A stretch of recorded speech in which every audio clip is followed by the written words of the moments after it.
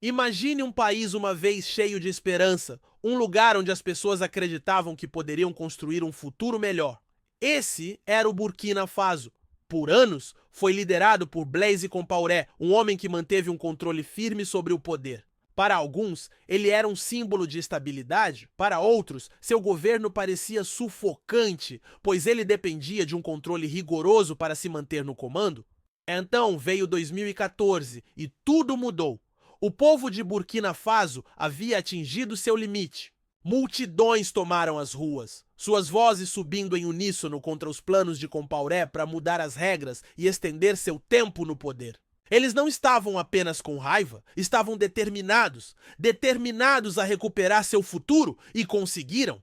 Compaoré renunciou, deixando para trás uma nação pronta para recomeçar. Por um momento, parecia que um novo capítulo estava prestes a começar. Um governo de transição assumiu e havia uma verdadeira empolgação com a possibilidade de eleições livres, algo que o povo não via há anos. Mas quando as coisas pareciam melhorar, o desastre aconteceu. Do nada, um grupo de soldados ainda leais ao antigo regime tentou tomar o poder em um golpe. Seu plano: impedir as eleições, desmontar o progresso e voltar no tempo para a era de Compaoré.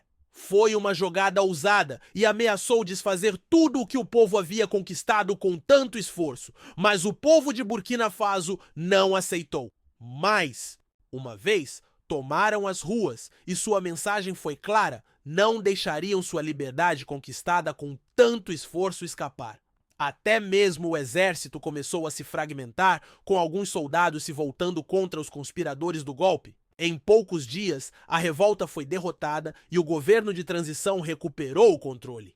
Ainda assim, o golpe frustrado deixou cicatrizes profundas. Não se tratava apenas do perigo imediato, mas levantava questões difíceis. O país poderia realmente seguir em frente após isso? Como garantir que a democracia se enraizasse sem constantes ameaças de instabilidade?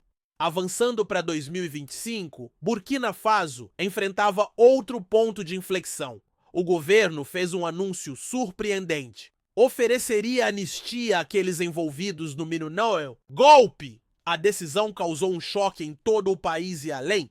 Por que perdoar as pessoas que tentaram sabotar seu progresso? Mas as cicatrizes deixadas pelo golpe eram mais profundas do que qualquer um poderia ver. Não se tratava apenas do caos nas ruas ou das interrupções da vida cotidiana, era sobre confiança. Confiança no sistema, confiança na liderança e confiança na ideia de que as vozes do povo poderiam realmente moldar seu futuro. O golpe havia aberto velhas feridas, expondo tensões profundas que muitos esperavam estivessem desaparecendo.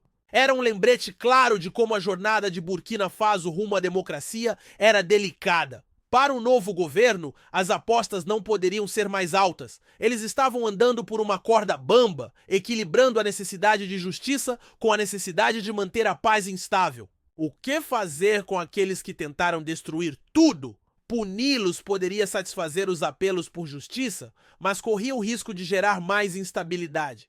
Perdoá-los, por outro lado, poderia parecer uma traição a tudo o que o povo havia conquistado. Era uma situação sem saída, mas uma coisa estava clara: o país não podia se permitir ficar preso no passado. Decisões tinham que ser tomadas e tinham que ser rápidas. Burkina Faso estava em uma encruzilhada. O país passou, portanto, anos de ditadura, uma revolução e depois um golpe que ameaçou destruir tudo. A estabilidade não era apenas um desejo, era uma necessidade desesperada.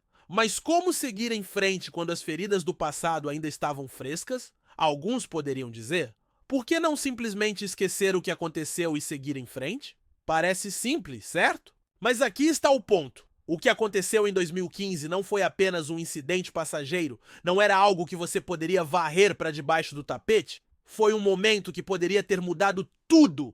Vamos voltar um pouco. Em 2014, o povo de Burkina Faso se levantou e disse: chega!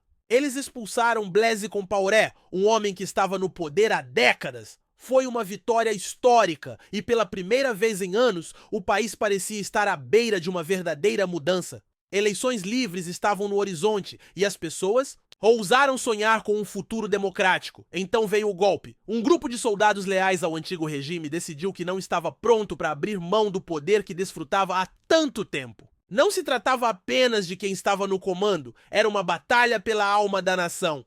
A época não poderia ter sido pior. O país estava começando a se recuperar de décadas de governo autoritário. Se o golpe tivesse sucedido, teria jogado Burkina Faso no caos, desfazendo anos de progresso e mergulhando o país de volta na escuridão política. As apostas eram enormes, mas o golpe não abalou apenas a política, expondo algo mais profundo. Sobrevivência primeiro, eles foram obrigados a admitir publicamente seus papéis no caos, sem esconder nada, sem desculpas. Imagine ficar na frente de uma nação e dizer: sim, eu fiz parte disso. Isso não é algo pequeno. Mas a simples admissão não era suficiente. A segunda condição foi um divisor de águas. Eles tinham que se juntar à luta contra os insurgentes que ameaçavam a estabilidade do país. Não eram promessas vazias, era um compromisso para ajudar a curar a própria nação que tentaram desestabilizar. Os críticos não foram tímidos ao se manifestar. Para muitos, parecia que a justiça estava sendo sacrificada por conveniência. Eles temiam que isso enviasse a mensagem errada de que você poderia escapar de traição se jogasse bem as suas cartas. O governo via as coisas de forma diferente. Acreditavam que a reconciliação era o único caminho a seguir. Burkina Faso não podia se dar ao luxo de permanecer uma casa dividida, especialmente não com os grupos insurgentes ganhando força na região. A lei de anistia não era para deixar ninguém escapar, era sobre encontrar uma maneira de unir o país contra um inimigo comum. Mas como essa lei de anistia realmente funcionava? Não era uma simples situação de você está perdoado, vá para casa. Ela tinha dentes. Para se qualificar, os soldados tinham que atender a duas condições inegociáveis. Primeiro, eles tinham que admitir exatamente o que haviam feito durante o golpe. Nada de declarações vagas, nada de fugir da responsabilidade. Eles tinham que ser transparentes. Segundo, tinham que se comprometer a ajudar ativamente o governo a enfrentar a crescente ameaça das insurgências armadas. Em resumo, a anistia não era apenas um perdão, era um pacto para Burkina Faso. Essas condições eram críticas. O país enfrentava um número crescente de ataques e o governo precisava de toda a ajuda possível, até mesmo das mãos que um dia tentaram derrubá-lo. Isso não era sobre apagar o passado, mas sobre garantir o futuro. A ideia era simples. Se esses soldados pudessem redirecionar sua lealdade e habilidades para defender a nação, eles poderiam se tornar parte da solução, em vez de continuar sendo símbolos do problema. Mesmo assim, o plano vinha com seus riscos. Como o governo poderia garantir que esses soldados não traíssem suas promessas? E se a anistia se tornasse uma brecha para evitar a responsabilidade? Essas perguntas pairavam no ar e não eram fáceis de responder. O perdão, nesse caso, não era uma tábua rasa, era um desafio para se elevar acima dos erros do passado. E para os soldados, a anistia não era um passe livre. Podia parecer que sim, pois significava que eles não enfrentariam consequências legais por suas ações, poderiam voltar às suas comunidades sem medo de prisão. Mas isso não se tratava de escapar da justiça, era sobre conquistar a redenção. Ao aceitar os termos, eles não estavam apenas evitando punições, estavam assumindo uma nova responsabilidade. A anistia deu a esses soldados uma chance de provar que eram mais do que suas ações passadas. Não se tratava apenas de fazer as pazes com o governo, mas de mostrar ao povo de Burkina Faso que estavam prontos para proteger o país que uma vez colocaram em risco. Era uma segunda chance, mas com condições. Essas condições não eram apenas sobre responsabilidade, eram sobre compromisso. Imagine ser dado uma segunda chance, não apenas para corrigir seus erros, mas para ajudar a reconstruir algo que você uma vez tentou destruir. Isso foi exatamente o que os soldados envolvidos no golpe de 2015 em Burkina Faso receberam. Mas não era um bilhete grátis para a redenção, eles tinham que conquistá-la. Para esses soldados, a anistia não era apenas uma saída das consequências de suas ações, era um desafio.